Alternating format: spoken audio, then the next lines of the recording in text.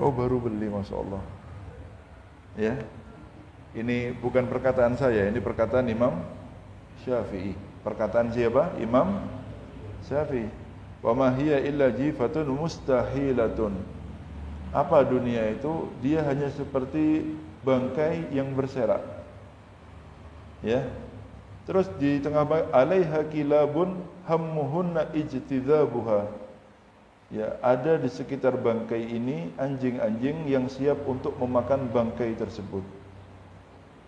Seperti apa? Bangkai yang dikelilingi sama anjing, yang anjing itu sudah bernafsu untuk memakan bangkai tersebut.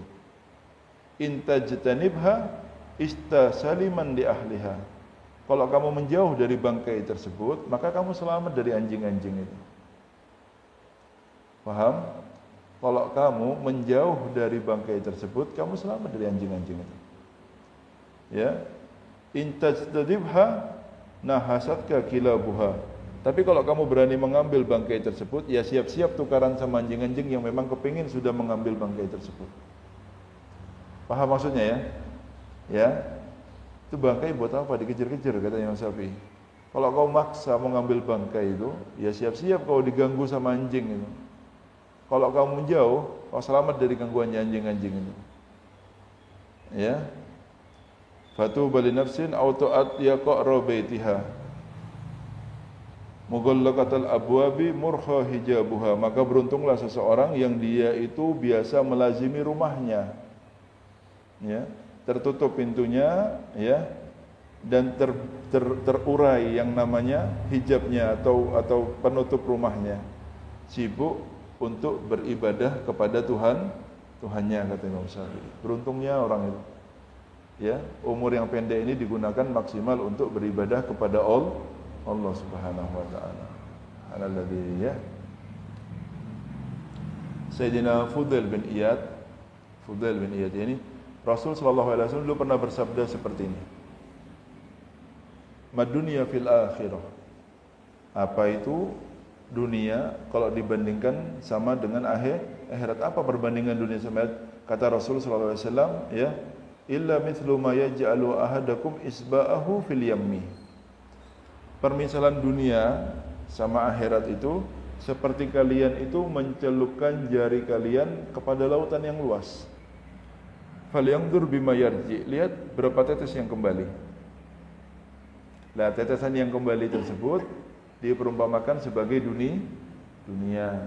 Lautan yang luas tersebut diperumpamakan sebagai akhirat. Ajaibnya ini orang sedunia ini ribut memperebutkan tetesan aja. Lupa kalau di belakangnya ada lautan yang luas. Buat apa kalau ada lautan? Buat apa merebutkan yang tetesan? Akalnya kemana? Kalau sama yang dikejar air ini, buat apa ngejar yang tetesan kalau di belakangnya ada lautan? Makanya Rasul Shallallahu Alaihi Wasallam itu orang yang tidak pernah dibuat pusing dengan urusan dunia karena terlalu ringan bagi Rasul kalau pusing untuk urusan dunia. Rasul SAW itu orang paling ganteng, Pak. Tidak ada yang dibandingkan sama Kanjeng Nabi Muhammad Shallallahu Alaihi Wasallam.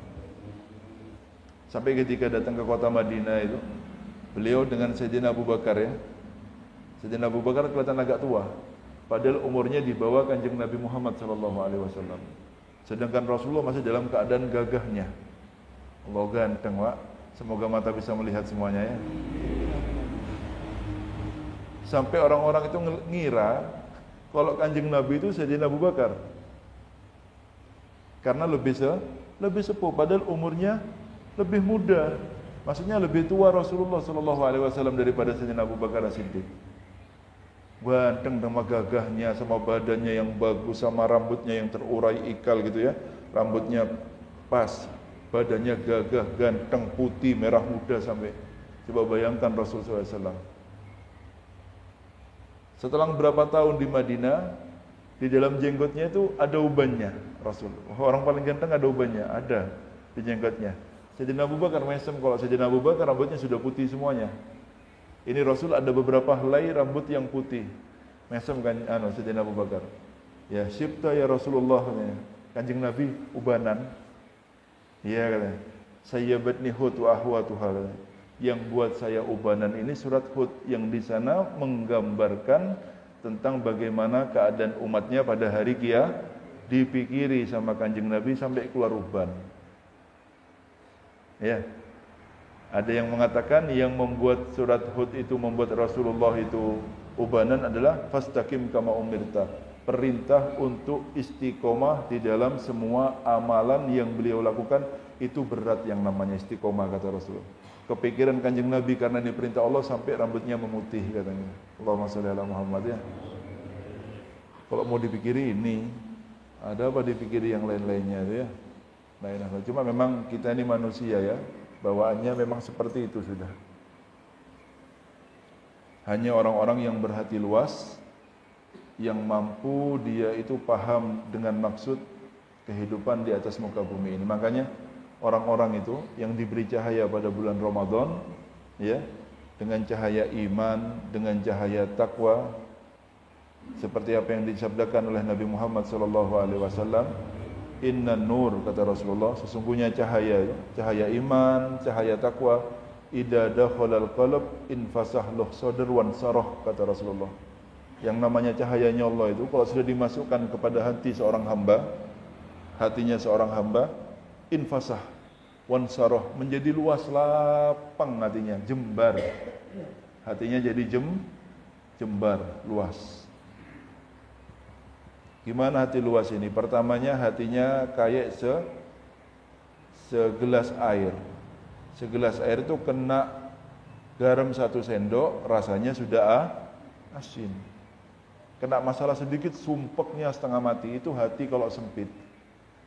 Tapi kalau hati ini luas, kayak lautan, ya kayak danau yang luas, dikasih garam 1 sendok, danau tidak akan berubah rasanya. Paham? Ini masalahnya sama-sama 1 sendok, cuma tergantung dengan luasnya hati. Kalau hatinya itu cuma kayak 1 gelas air, kena 1 sendok garam, maka dia berubah menjadi asin. Tapi kalau hatinya seluas danau, kena 1 sendok garam, maka tidak akan merubah danau. Begitu saja. Jadi hati itu kalau dikasih cahaya, katanya Kanjeng Nabi, infasah, menjadi luas. Wansarah, lapang dadanya. Semoga kita semuanya ya, jangan terlalu banyak sumpah di dunia ini, dijalani saja. Semua sudah ada tulisannya. Kullu syai'in bi ajalin musamma, katanya Rasulullah SAW, katanya Allah Subhanahu wa taala. Semua ada masanya. Paham? Orang-orang semua ada masanya. Jangan dipikir terlalu berlebihan karena ada yang ngatur sudah. Paham? Dijalani saja kehidupan ini dengan hati yang lapang, ridho, terima dengan ketentuan Allah Subhanahu wa taala. Ridho ini Pak, makom yang lebih tinggi daripada mahabbah. Ada orang mengatakan mahabbah. Saya kasih tahu sampean, makom ridho lebih tinggi daripada makom mahabbah. Karena puncak daripada mahabbah adalah ridho dengan ketentuannya Allah. Ya. Orang ini kalau dia ingin membuktikan cintanya, ya. Ciri-ciri seorang pecinta itu dia akan merasakan tersiksa dengan satu sifat yang namanya kerinduan.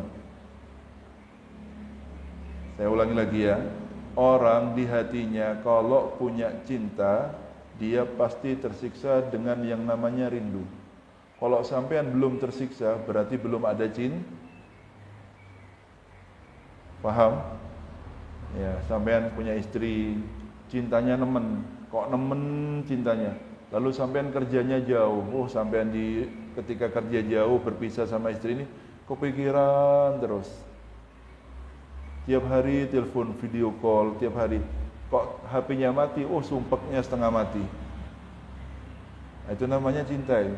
Ingat sama anak, ingat sama itu namanya cinta. Begitu orang kalau sudah cinta sama Allah, sama Rasulullah, dia pasti dalam keadaan tersiksa kehidupannya, ingin bertemu dengan Allah dan Rasulullah SAW. Lah kalau yang dicintai Allah dan Rasulullah, maka pintunya adalah kematian. Pintunya apa? Kematian.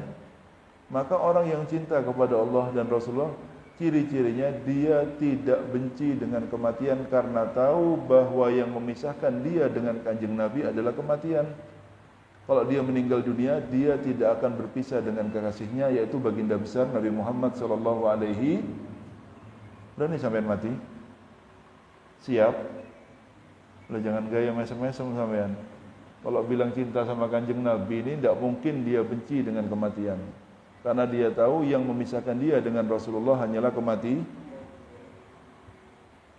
At-tamannil maut, hayal meninggal dunia. Untuk apa? Bertemu dengan kekasih jiwa. Paham ya? Dulu ini Rasulullah punya anak namanya Sayyidatuna Fatimah. Siapa? Sayyidatuna? Kalau orang Indonesia ini kan disikat Siti semuanya ya. Siapa namanya? Siti Fatimah. Siapa? Siti Khadijah. Siapa?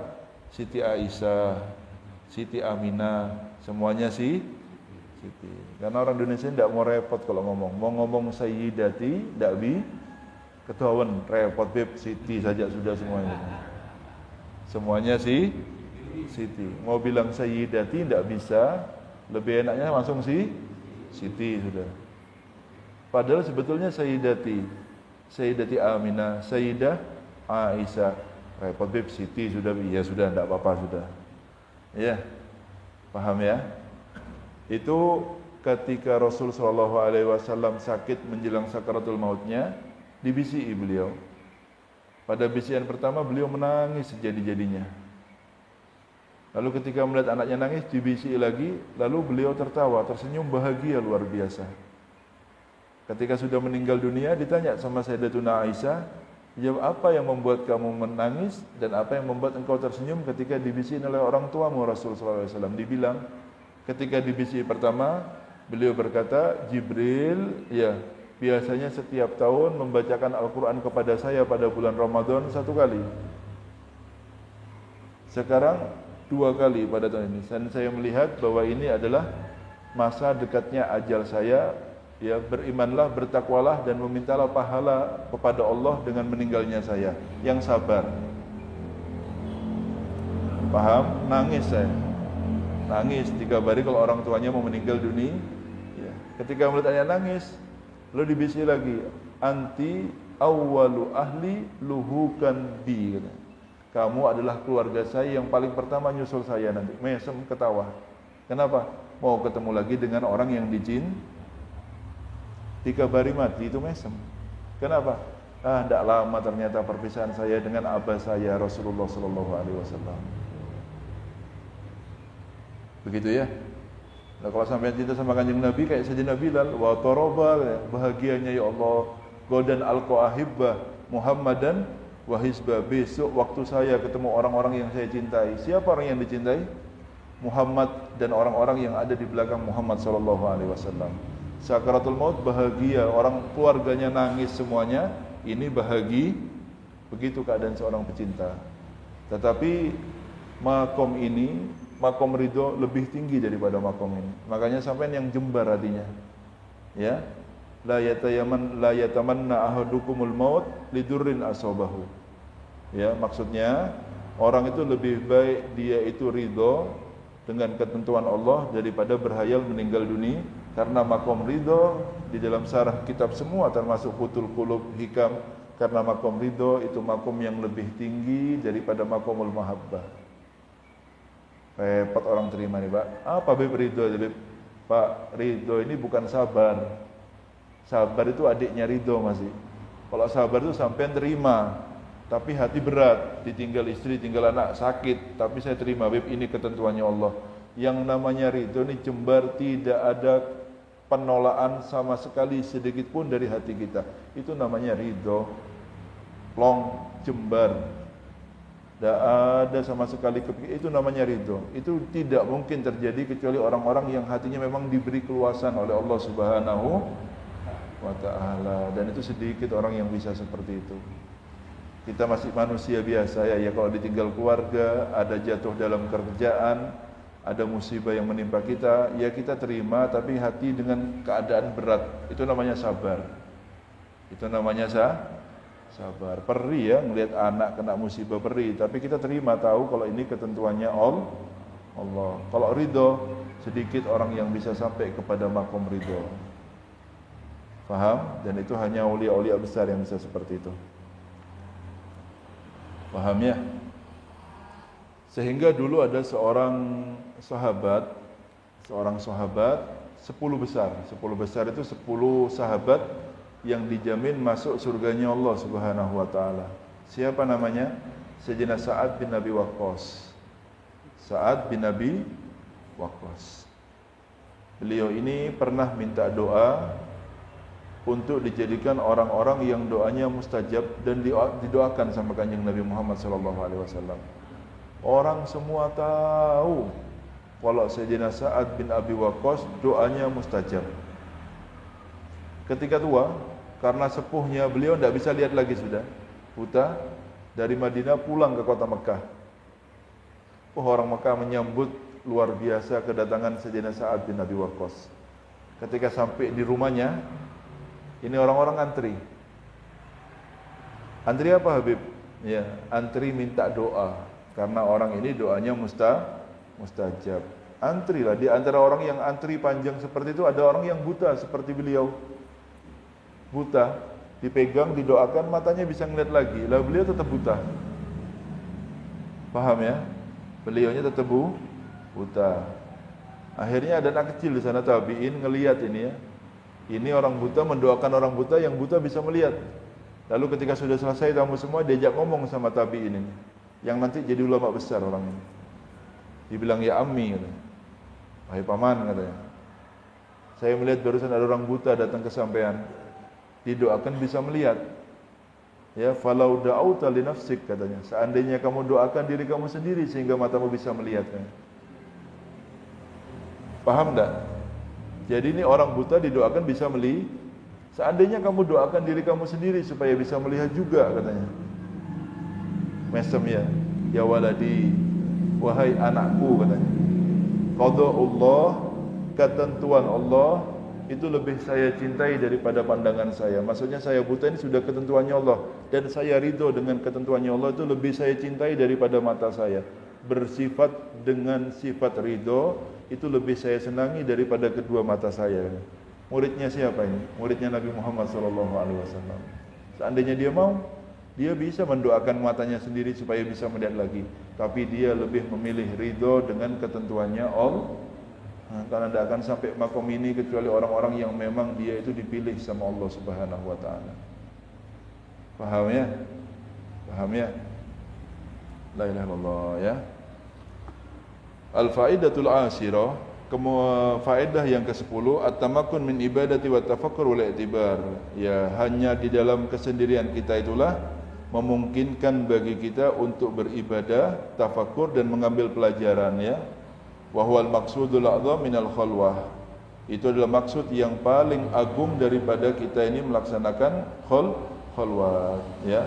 Wa fil khabar tafakkar sa'atan khairun min ibadati sab'ina sanatan. Ya, dalam hadis Nabi Muhammad SAW, antum duduk tafakkur sejenak ya, lalu memberikan buah kepada hati kita, rasa takut, rasa berharap ya, itu lebih afdol daripada beribadah selama 70 tahun. Berapa tahun?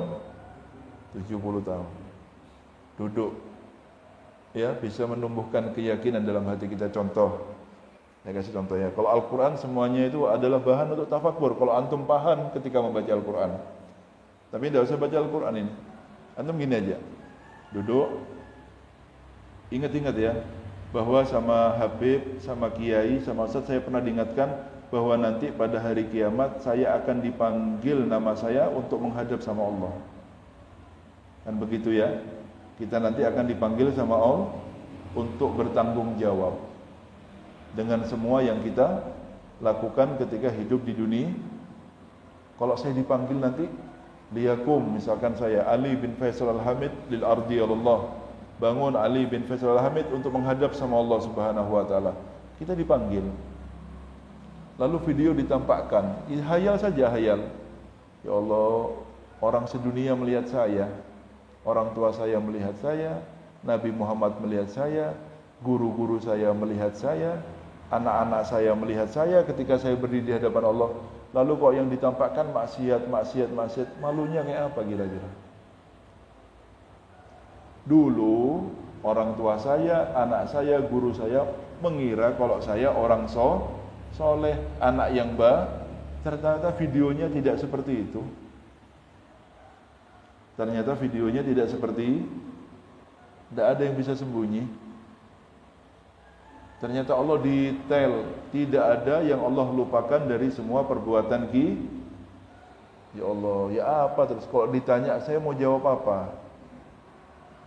Itu kalau satu maksiat, maksiat saya 1000. Ya Allah, dari muda kita sampai tidak bisa ngitung karena banyaknya maksiat ini. Terus gimana? Timbullah rasa takut. Ini kalau saya dimasukkan ke neraka seperti apa nanti? Akhirnya saya tidak kumpul lagi sama orang-orang yang saya cintai nanti. Akhirnya apa? Timbul rasa takut. Berpikir lagi kalau mau maksiat. Lalu dia itu beristighfar dengan penyesalan dalam hatinya, dengan janji bahwa dia tidak akan mengulangi lagi dari semua apa yang dia laku. Akhirnya ini penyebab dia diampuni dosanya oleh Allah Subhanahu wa taala. Ketika mencampur dalam istighfarnya ya, penyesalan dan perjanjian. Penyesalan dan nyesel dengan yang lama dan berjanji untuk tidak mengulanginya ketika di dalam masa depannya. Kalau sudah seperti ini, insyaallah ini adalah taubat yang dikatakan sebagai taubatan nasuha. Paham ya? Wa kana Isa alaihi salam yaqul tuba liman kana kalamuhu dzikran wa sumtuhu tafakkuran wa nadharuhu ibratan. Berapa Nabiullah Isa alaihissalam beliau berkata seperti ini, betapa beruntungnya manusia apabila dia itu mengeluarkan suaranya, maka suara yang dikeluarkan itulah zikir kepada Allah Subhanahu wa taala. Wasumtuhu, seandainya dia tidak berzikir, lalu dalam keadaan diam, apa yang dilakukan ketika diam? Diamnya dia adalah tafakkur. Tidak harus dalam khalwat. Paham ya? Tidak harus dalam khalwat. Wa nadharuhu, dan matanya ketika melihat ibrotan, mengambil pelajaran daripada apa yang dia lihat. Sampai lihat orang saja sudah bisa ngambil pelajaran sebetulnya. Ini orang soleh, ini orang baik. Begini loh manusia memperlakukan orang soleh dan baik. Ini orang tidak baik, ini akhlaknya tidak baik. Begini loh orang memperlakukan orang-orang yang akhlaknya tidak baik. Sampai milih mau ikut ini apa ikut ini. Itu sudah pelajaran sebetulnya buat kita. Tidak perlu banyak-banyak mondok kita ini. Sampai ingat orang-orang yang lama sudah meninggal dunia. Ini loh orang yang soleh. Masya Allah makamnya makmur walaupun dia sudah meninggal dunia. Menghidupi berapa orang yang jualan di sekitar makamnya. Coba manfaatnya seperti apa coba? Masih terus orang ziarah. Dulu gimana hidupnya? Ini loh seperti ini. Hidupnya beriman, bertakwa, terima dengan ketentuan Allah, bagus dalam ubudiyahnya, ibadahnya sama Allah. Orang-orang yang sampean idolakan sekarang dari orang-orang kaya, gimana setelah meninggal dunia? Ada yang ziarahi. Gimana kabarnya? Gimana kabar anak-anaknya? Nah, dari situ saja kita sudah ngambil pelajaran. Mau niru siapa kita ya? Paham? Tapi hanya bagi orang-orang yang mau mengambil pelajaran daripada apa yang dia lihat. Jangan gampang terlena ya, jangan gampang tertipu dengan apa yang kita lihat seakan-akan senang, seakan-akan bahagia. Bohong semuanya. Sudah berlalu orang-orang di depan kita ya, di belakang kita yang sudah meninggal dunia. Cukup mereka itu pelajaran untuk kita semuanya. Tidak ada kebahagiaan dan ketenangan hati kecuali orang yang dia itu hidupnya bersama Allah Subhanahu wa taala.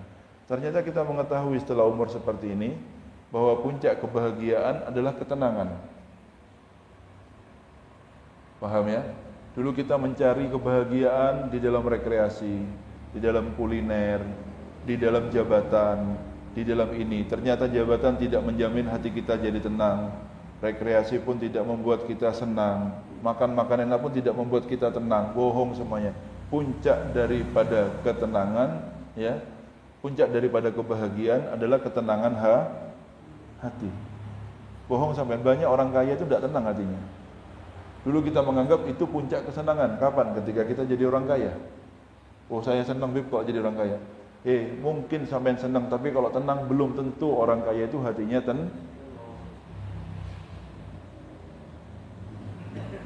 Ya, tidak ada jaminan orang kaya itu hatinya tenang, kosong mereka. Sampai bingung cari hiburan apa, akhirnya lari kemana? Ke narkoba, kemana. Kenapa? Tidak sama Allah hidupnya. Makanya Allah Subhanahu wa taala berfirman, "Ala bidzikrillahi tatmainnul." Hanya ketika ingat sama Gusti Allah, hati itu menjadi tenang. Dan ketenangan adalah puncak daripada kebahagiaan. Paham? Sadar ya? Makanya orang-orang tua ini kadang-kadang ketika sudah banyak lama hidup di dunia, tidak pusing apa-apa sudah. Yang penting ayem, tentram, ibadah enak, ini apa, selesai hidupnya. Ternyata enak bib yang seperti ini. Saya tidak paham dulu ketika masih muda, mengejar sesuatu yang sebetulnya sifatnya sia-sia semuanya. Paham ya? Nah, ya. La ilaha illallah Muhammadur Rasulullah. Ya. Wa inna aqyasan nas man dana nafsahu wa amila lima ba'dal maut. Karena orang yang paling pintar di antara kita adalah orang yang tidak mengikuti hawa nafsunya dan beramal demi kehidupannya setelah kematiannya. Apa? Beramal demi kehidupannya setelah kematiannya, karena kita sebagai orang yang beriman yakin kalau meninggal dunia masih ada alam yang panjang di belakang kita. Beda sama orang yang tidak punya iman. Dia hanya mengejar kesenangan duniawi karena dia tidak yakin kalau dia setelah meninggal dunia ya sudah. Ya, seakan-akan tidak ada alam lagi setelah dia meninggal dunia. Paham ya? Kalau kita tidak seperti itu. Kita yakin betul ya dengan apa yang dikabarkan oleh Gusti Allah Subhanahu wa taala dan apa yang dikabarkan oleh baginda besar Nabi Muhammad sallallahu alaihi wasallam, man arada syarafal akhirah falyukthir minat tafakkur. Orang yang ingin mendapatkan kemuliaan nanti di akhirat, imannya tumbuh, yakinnya kuat, hendaknya dia memperbanyak tafakkur. Duduk ngambil pelajaran ya. Ngambil pelajaran. Sampean pernah kan datang keluarga sampean kebahagiaan? Pernah keluarga sampean datang bahagia luar biasanya, masa-masa bahagia? Apa yang antum ambil pelajaran dari masa bahagia? Ternyata bahagia sifatnya tidak lama juga, sementara. Akan datang nanti pada kehidupan kita yang namanya masa susah. Masa musibah, masa susah, datang waktunya. Iya. Baik itu dari cucu kita, anak kita, pasangan kita, atau diri kita sendiri. Ada saja gangguannya. Iya benda. Mau orang paling kaya pun pasti akan datang yang nama ujian kepadanya. Tidak ada orang selamat daripada ujian selama dia hidup ini, walaupun dia orang yang paling kaya. Kesenangannya sifatnya sementara, dan susahnya pun sifatnya sementara. Tidak ada kenikmatan yang hakiki dimiliki orang-orang di dunia, tidak ada. Semuanya sifatnya sementara. Paham ya? Makanya banyak tafakur,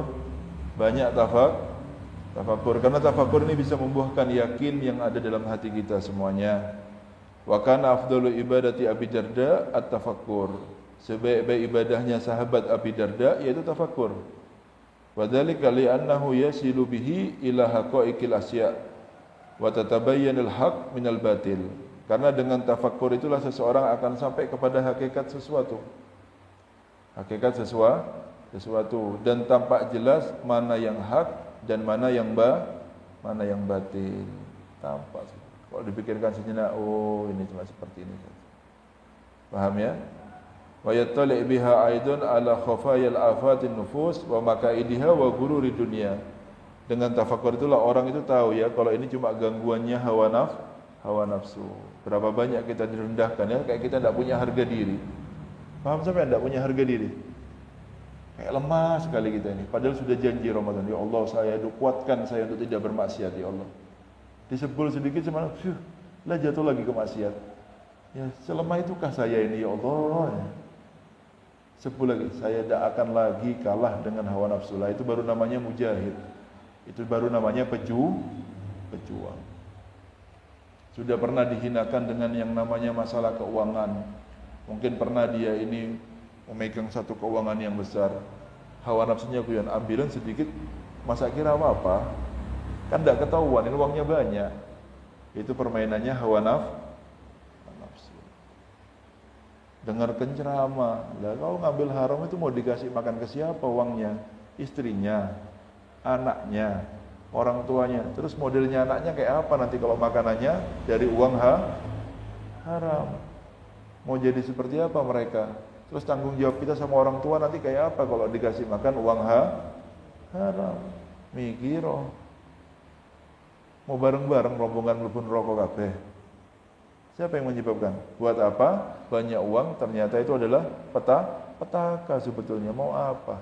Sedikit halal itu jauh lebih baik daripada banyak tapi dari hasil yang haram. Tapi mata itu hijau kalau melihat uang ya. Ya, tidak bisa. Makanya orang itu butuh iman kuat, yakin bahwa nanti ada hisab yang menjadi penghalang di antara dia dengan maksiat kepada Allah Subhanahu wa taala. Kalau tidak ada bentengnya tidak bisa. Paham ya?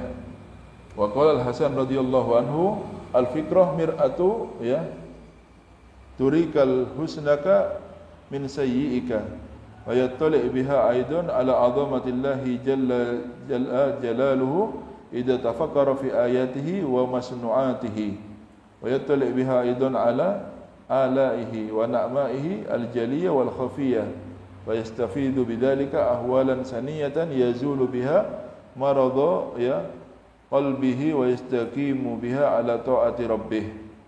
Ya, maka yang Sayyidina Al-Hasan ya berarti Sayyidina Hasan Al-Basri yang dimaksud di sini, yang namanya tafakkur itu adalah cerminan cermin yang akan menampakkan keindahan atau kejelekan diri kamu. Ya, dengan tafakkur ternyata saya ini tidak bagus orangnya ya. Ternyata saya ini lemah. Gitu saja katut sama hawa nafsu sama setan.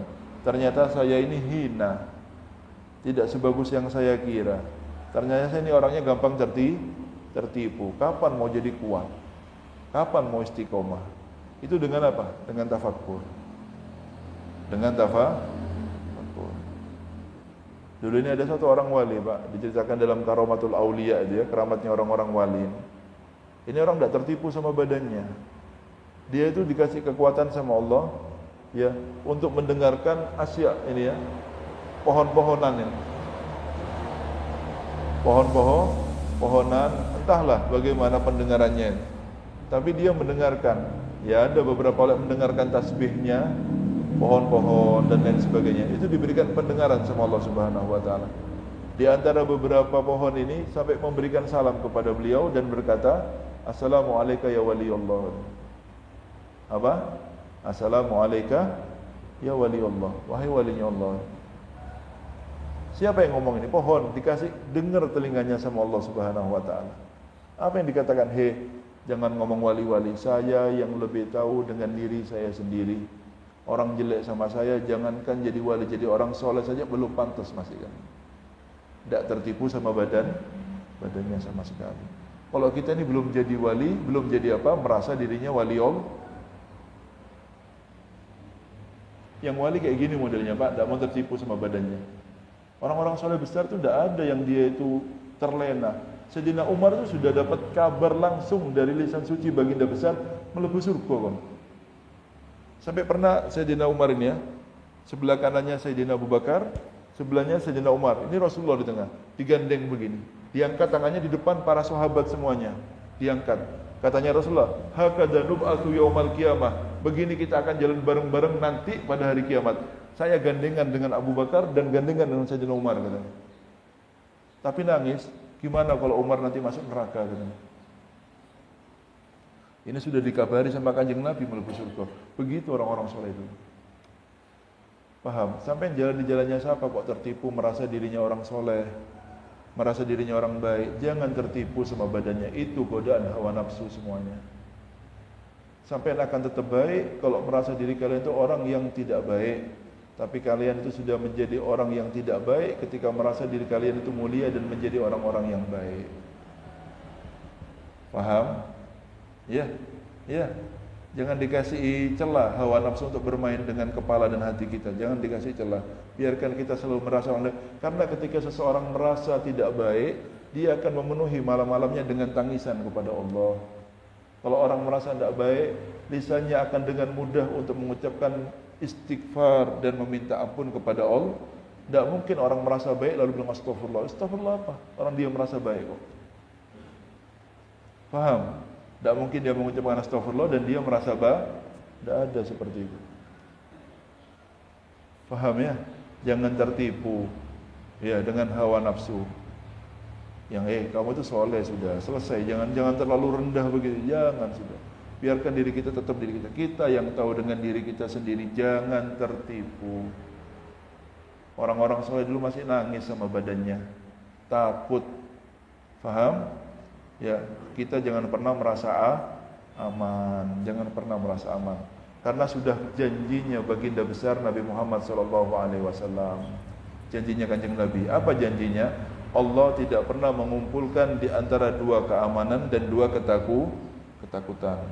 Yang merasa aman dunia, dialah orang yang akan takut nanti pada hari kiamat. Sebaliknya orang yang takut ketika di dunia dengan Allah Subhanahu wa taala, merekalah orang-orang yang akan diberikan keamanan nanti ketika di akhirat. Paham ya? Jangan pernah tertipu.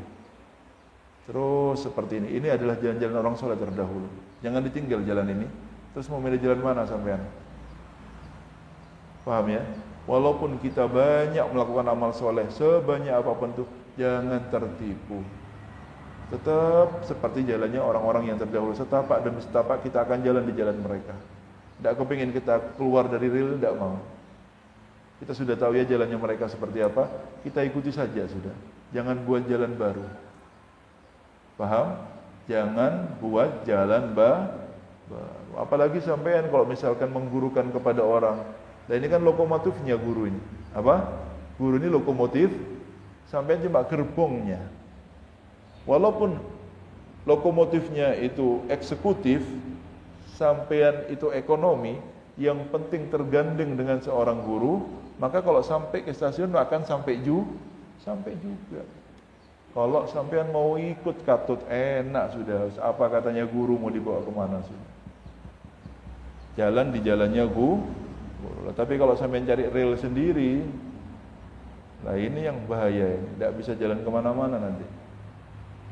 Paham ya? Atau nyasar kemana-mana malah. Karena saya kasih gambaran seperti ini. Perjalanan seseorang menuju kepada Allah ini tidak semudah yang dikira. Seperti sampean di tengah padang pasir yang gelap gulita, tidak tahu arah. Kalau sampean cuma sekedar melangkah, menurut sampean benar, bisa jadi sampean semakin jauh dengan langkah sampean tersebut dari tujuan. Yang dibutuhkan apa? Orang yang mau menggandeng tangan kita, yang orang tersebut sudah tahu kemana arahnya, kemana jalannya. Lah kalau sudah digandeng, jangan mikir, wis ikutono sudah. Kadang-kadang orang itu kalau sudah diajari sama gurunya ke kanan, ke kiri, tidak ke sana dah. Tidak betulnya seperti ini dah. Dimo, ini orang sudah tahu jalan. Kita cuma tinggal ikut saja. Paham? Insya Allah nyampe, karena ini orang sudah tahu jalan. Makanya kalau sudah ada guru itu, melono sudah. Apalagi sudah tahu gurunya ini kenceng istiqomah, tidak perlu sampean tahu keramatnya. Jangan berhayal melihat keramatnya seorang guru. Cukup sampean lihat bagaimana akhlaknya, bagaimana ibadah, bagaimana pegangan kuatnya dia dengan syariatnya kanjeng Nabi Muhammad. Sudah cukup, itu karomah. Sampean mencari karomah apa? Sakti. Gampang kalau sakti ini Pak. Tapi rata-rata orang itu tidak mau sakti, baru dikasih kesaktian sama Allah Subhanahu wa taala. Paham? Karena ada satu kaidah yang dikatakan oleh Imam Ghazali, sudurul abror, kuburul asrar. Hatinya orang-orang yang baik itu kayak kuburan, Pak. Rahasianya Allah dikubur dalam-dalam sehingga apa? Orang-orang sekitarnya tidak merasa kalau dia adalah orang yang tinggi derajatnya di sisi Allah Subhanahu wa taala. Kenapa? Dia biasa. Tidak ingin tampak dia itu kepingin lebih dari yang lain. Tidak seperti itu. Dalam kebiasaannya tetapi ada hal yang luar biasa yang tertanam di dalam dirinya. Tapi rahasianya dalam-dalam. Kecuali mungkin kepada orang-orang khususnya dia tampakkan supaya mempunyai keyakinan yang penuh, ya, supaya gampang untuk digandeng untuk menjadi orang dekatnya Allah Subhanahu. Guru-guru itu tidak receh Pak. Maksudnya tidak receh Pak. Tidak gampang mengeluarkan karomah-karomah itu. Karena apa? Ada satu ketakutan yang luar biasa kalau menampakkan karomah kok sampean terus miring dari gurunya, bahaya sampean. Karena dulu ini ada kelompoknya Nabiullah Isa alaihissalam. Ini saya agak panjang, tidak apa-apa ya. Ini kan penutupan ya. Ya, panjang umur insyaallah semuanya. Kelompoknya Nabiullah Isa ini namanya Hawariyun. Apa yang diminta sama Hawariyun? Minta makanan yang dikirim oleh malaikat dari langit untuk bisa mereka makan. Minta apa? Makanan dari langit, dan mereka melihat malaikat yang bawa. Coba bayangkan. Diminta sama Nabi Isa, ya Allah, ya minta ma'idatan minas sama, makanan dari langit langsung. Ya, katanya Allah, saya akan turunkan makanan dari langit, tapi kalau sampai mereka yang melihat itu keluar dari jalannya kau, fa inni u'adzibuhum adzaban la u'adzibuhu 'alal alamin, katanya Allah. Saya akan menurunkan azab kepada mereka, azab yang paling pedih yang belum pernah saya timpakan kepada satu orang pun yang ada di atas muka bumi ini. Al-Qur'an ini ya. Ini Al-Qur'an. Begitupun guru, takut kalau ditampakkan sampai karomahnya tampak jelas santrinya tahu betul, lah kok dak jalan di jalan gurunya, selesai sampean nanti. Tambah kacau kehidupan sampean nanti.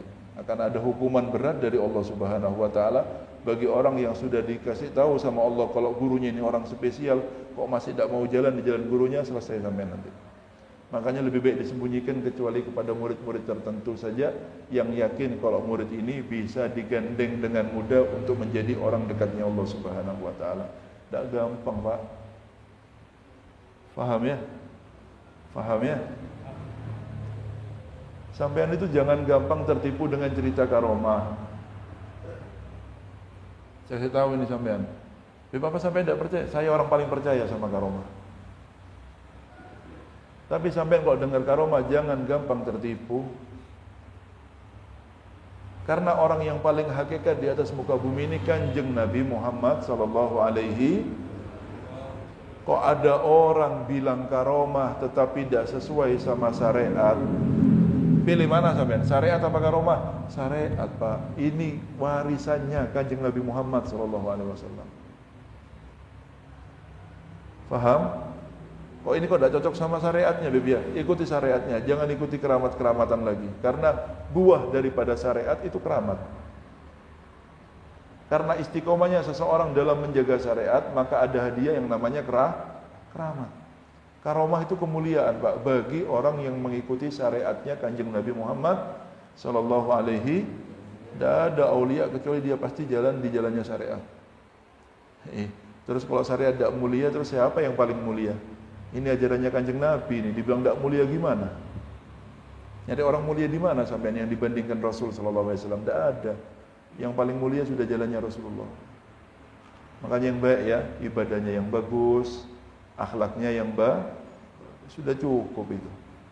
Perkara dikasih karomah bukan karena kita kepingin, tapi Allah ingin menampakkan kita supaya tahu orang sekitar kita bahwa kita punya kelebihan yang tidak dipunyai oleh orang-orang yang lainnya. Begitu saja. Bukan harapan kita karamat itu.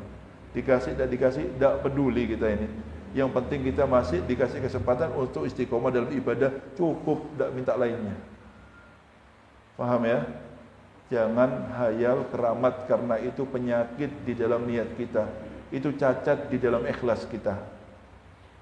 Ibadah jangan kepingin karena itu cacat dalam ikhlas kita. Kalau sudah karena Allah, bukan karena yang lainnya, sudah untuk Allah saja. Bukan karena keramat, bukan karena mencari makom, bukan karena kepingin menjadi wali, enggak. Sudah kalau untuk Allah, untuk Allah. Titik, jangan ditawar. Ya, kalau sudah untuk Allah, biarkan niat itu tetap untuk Allah. Paham nggih? Mohon maaf ya panjang majelisnya ya. Semoga panjang umur semuanya. Ya, ketemu pada Ramadan depan dalam keadaan yang lebih baik, keimanan kita, lebih baik ketakwaan kita, lebih baik keyakinan kita. Semakin kita ini baik di dalam pengabdian kita kepada Allah Subhanahu wa taala, yang semoga semangat kita ini menular kepada orang-orang yang kita cintai, dari istri kita, saudara kita, anak-anak kita semuanya. Harapan dari itu semuanya semoga kita bisa berkumpul dengan orang-orang yang kita cintai di dunia, di barzah, sampai di surganya Allah Subhanahu wa taala, Dan kita minta sebelum Ramadan ini pergi, semoga semua orang-orang yang kita cintai dimeninggalkan dalam keadaan husnul khatimah. Ala hadhihi niyal Fatihah.